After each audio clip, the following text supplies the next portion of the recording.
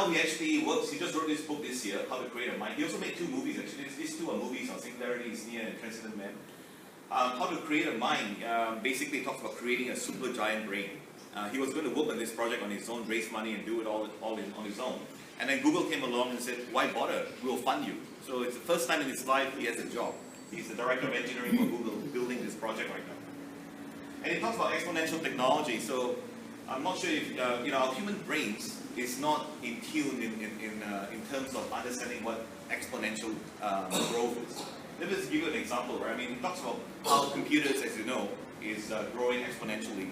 Every 18 months, you see a faster computer chip, bigger data storage, and so forth. Right now, we have the ability to basically simulate an insect brain. In about 3 or 4 years' time, a mouse brain. In about 25 years, a human brain. And in by 2050, we'll be able to simulate every single human brain in the world. We have that much computational power. So, let me explain to you what exponential technology is. So, if you take 1 meter a step, in 30 linear steps, how far would you be away? 30 meters, right? If you take a meter a step. In exponential steps, each time you take a step, you double it. So the first step a meter, second is 2, 4, 8, and so forth.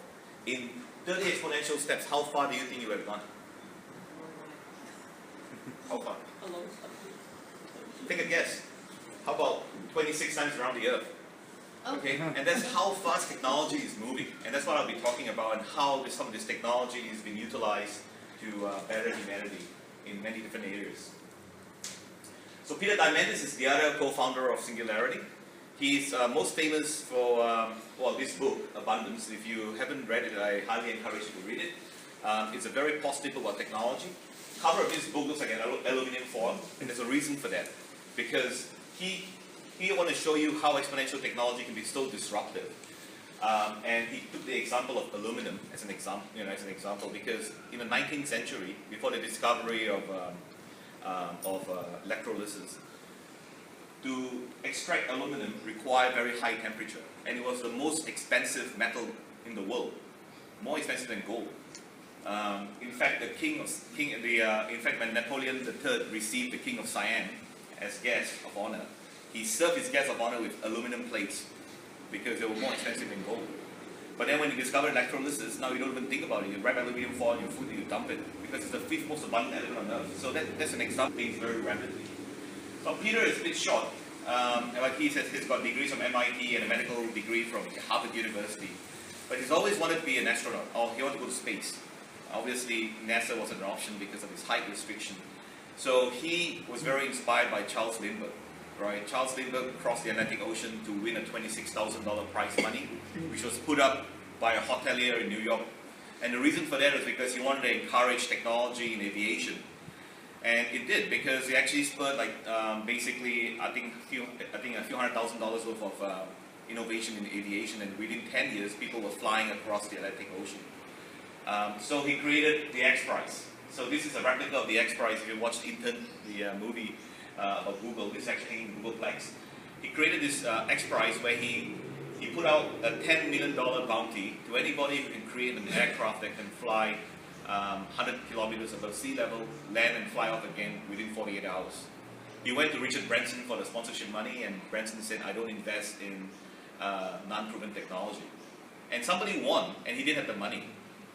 Lucky for him, the Ansari family gave him $5 million, and he raised the rest, and then Branson bought the right to what's known as Virgin Galactic now. And he has brought down the cost of flying to space from $20 million per astronaut using the shuttle to $200,000, and it's going to fall more.